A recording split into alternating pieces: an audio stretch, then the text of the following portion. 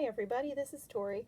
Today I have a quick video for you where I'm going to show you some basic embroidery stitches that you can use to make a big variety of embroidery designs.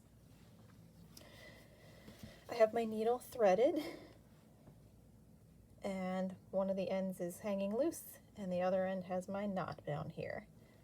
For any of our stitches, we're going to start on the bottom of our fabric, which is in an embroidery hoop. And the first one I'm going to show you is called a running stitch. It's just a very basic line that you can make. You start on the bottom, pull your needle all the way through to the knot, put your next stitch down a short distance away from where you came up, pull the thread through again from the bottom. And then you want to come up again about the same distance away from your first stitch as the length of your stitch. Again, pull it up, then back down, same distance away, and you would just keep going like that. And you can use this for a very basic kind of outline stitch of some other designs that you're going to work on.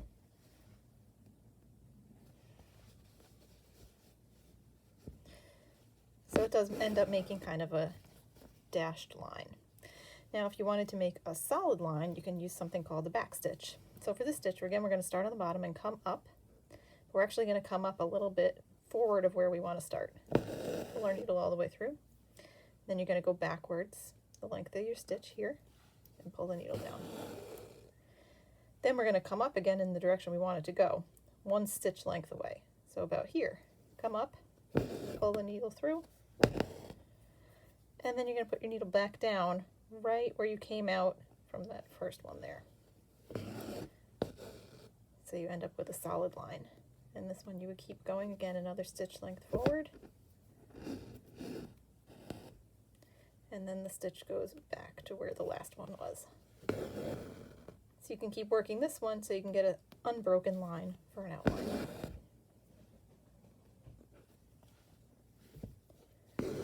Another outline stitch that you can do is called a split stitch. So this one again, we're going to come up from the bottom.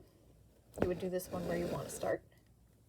You would put your stitch down, pull it all the way through, and then for your next stitch, you're going to bring the needle up in the middle of the last stitch you did. So you're going to poke your needle right through that thread there and pull it through, and then go another stitch length down. And then this one again is going to come up in the middle of the threads of that last stitch. So this can give you a bit of a thicker outline, and it also is a little bit decorative.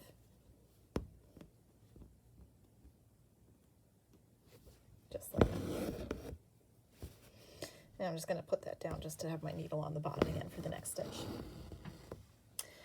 A lot of times embroidery will have little knots on it called French knots that are nice for making little dots. French knots can be kind of tricky though. There's a different kind of knot called a colonial knot that looks almost the same and is a little bit easier to stitch. And if you were following a pattern, you could use a colonial knot anywhere that you would use a French knot.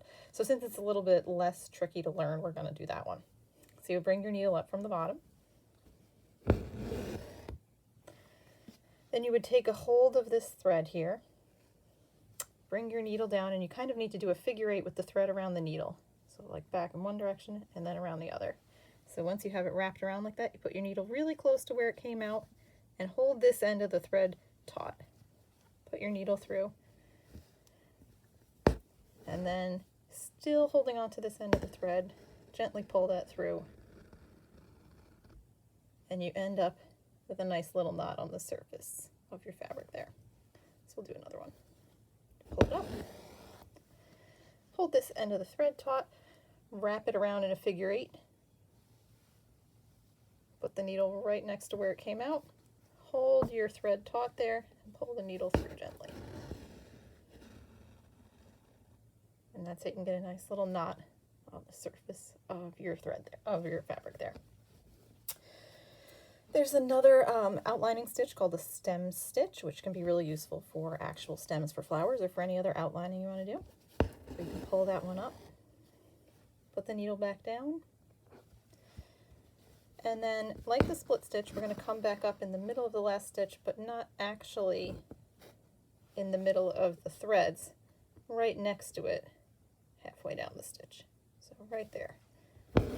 Pull that up, and then we go one stitch further again. So you end up with a nice little diagonal stem like that. So you would keep coming back up in the middle of your stitch next to it, and then down to the next one again.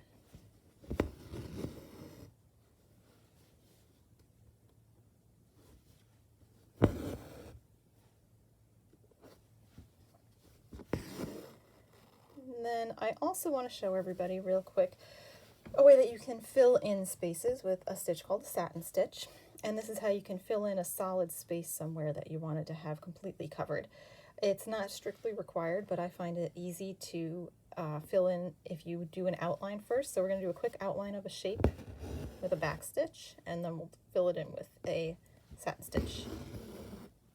Once you have your outline, to do a satin stitch, you just start right outside of your shape on one side, bring your needle up, go across the shape to the other side, go nice and close to your threads, and pull that down again. And we're just going to repeat this one stitch after the other right next to each other until we have covered up our entire shape. It doesn't have to have straight lines. You can do this with curved shapes, with whatever you want. And like I said, you don't necessarily have to do the outline first, but I do find it a lot easier to do after outlining it. So you can see as we keep going, it's just going to fill in that shape nice and smoothly.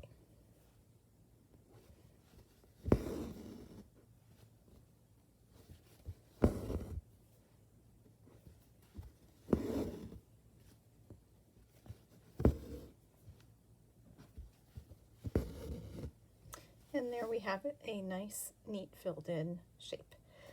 So those are just some quick, basic embroidery stitches for anybody who might want to try getting started on a project.